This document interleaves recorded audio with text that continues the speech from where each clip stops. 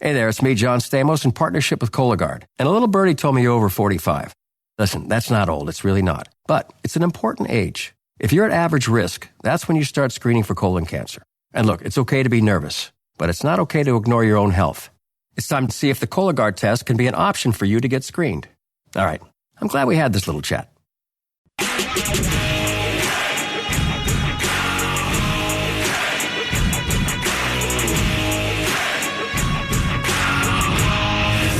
James Golden, known popularly as Bo Snerdley. This is The Rush Hour with James Golden. Rush.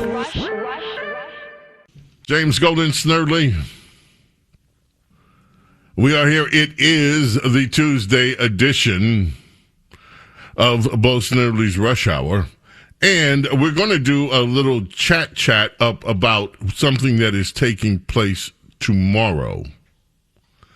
And that would be the next mission to outer space, heading back to outer space with live astronauts. Our astronomer, our Gary Sanguin is with us. Gary, welcome. How are you this afternoon? Fine, James. Thank you very much for having me on again. It's a pleasure. I'm very, very excited. I am excited too, but Gary, this is the deal. New York, yes, it was the New York Times yesterday. I couldn't believe this headline. Americans have never been all that excited about going to the moon. It's just like such a Debbie Downer thing. Polling has consistently found that most people would prefer NASA spend money things on monitoring climate change. Give me a break. That's just such bull. Go ahead. What were you going to say? No, that's all right. Well, people think that when they say X millions of dollars are spent on the space program, they think that for some strange reason that spacecraft goes to the moon, opens the bay doors, and all the money drops out on the surface of the moon. But they do not realize that there's some 3,800 subcontractors working on that project. So it's not that we're wasting money, and long-range goals are going to be tremendous in the future. I want to talk to you about a few of those, or at least one of them. In this very article that they claim Americans would prefer spending money on climate change, which is just a bunch of crap. It's just a load. It's their writers would prefer the money would be spent on climate change. But aside from that, and by the way, let me ask you a question before I get to the other one. They're not going to set foot on the moon. They're going to do the flyby. They're not going to land. And is that because NASA is being cautious? They want to, and they did this during the Apollo missions to the moon.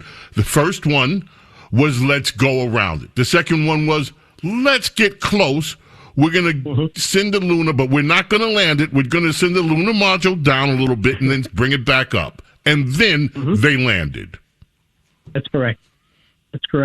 That's exactly what NASA is doing now. I mean, this is a dress rehearsal for a better Artemis 3 program, which is going to take place, that mission that is going to take place in about 1 or 2 years.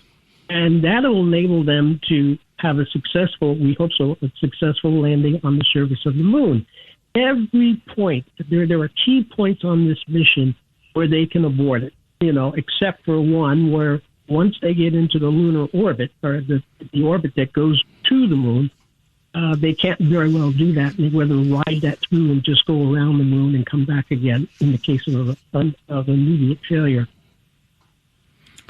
Now, we did this already. So a lot of Americans would be saying, wait a minute, why are you not confident enough to just go and land directly? I would posit that the technology has completely changed since then in ways that we couldn't even imagine. Yes, and so out of an abundance of caution, they're testing everything again with the new technology. Correct.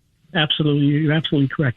I was reading this morning, and I was also looking at a NASA press release, a press conference, and the indication was that even the transmission of data going back and forth. In the old days, we didn't have this technology. Now they're using laser technology to transmit large quantities of data.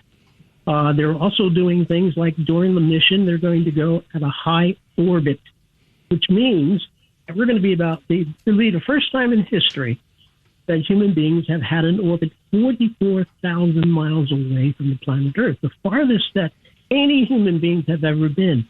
But, James, if you go back in the old days, so to speak, in the 80s, rather the 70s, we didn't have the Internet.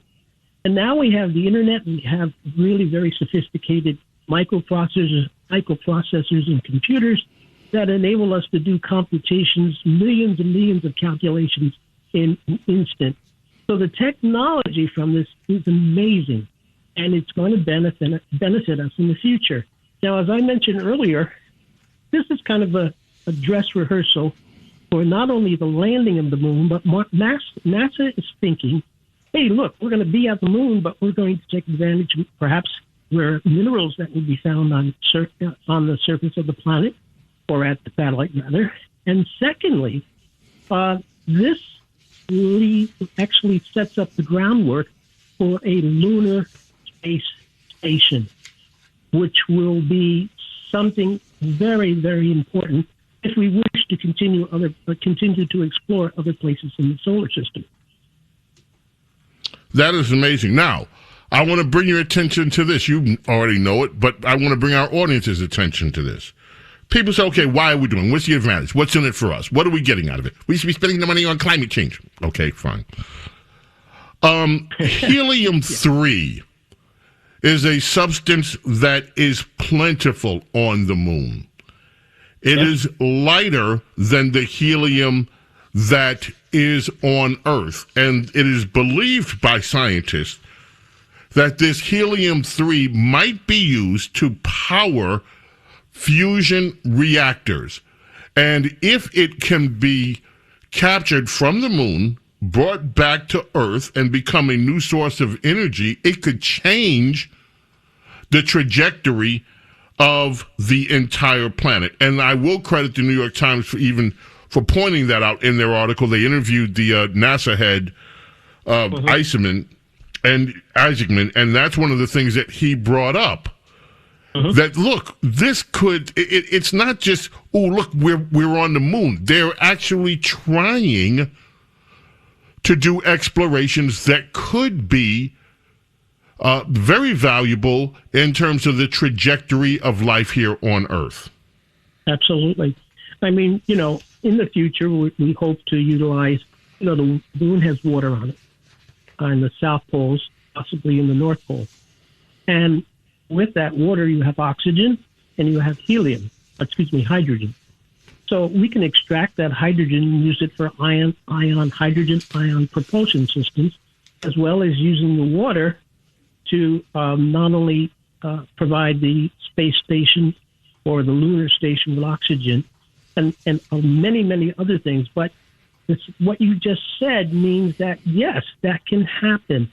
I mean, I would not put it past us that in the distant future, we have a nuclear reactor on the surface of the moon, which is powering a lunar city. It's not out of the realm of science fiction anymore.